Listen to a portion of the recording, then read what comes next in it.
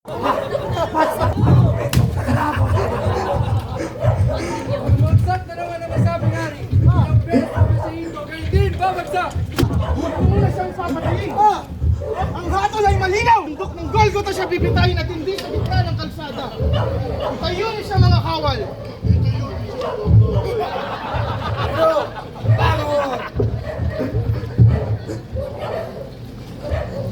Bawal na Senado!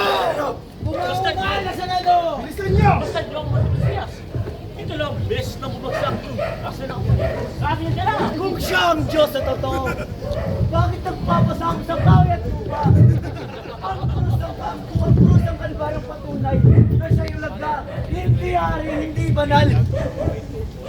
At sa ikalawang pagkakataon ng pagbagsak sa daan, ang sangkatauhan ay muling tinuruan na ang kabanalan ay hindi nasusukat sa di pagkakadapa, kundi sa muling pagbangon kahit sugatan, kahit wasak para sa pag-ibig na walang hanggan. Sa anino ng krus ng Kalbaryo, patuloy ang lakad patungo sa bundok ng Golgota.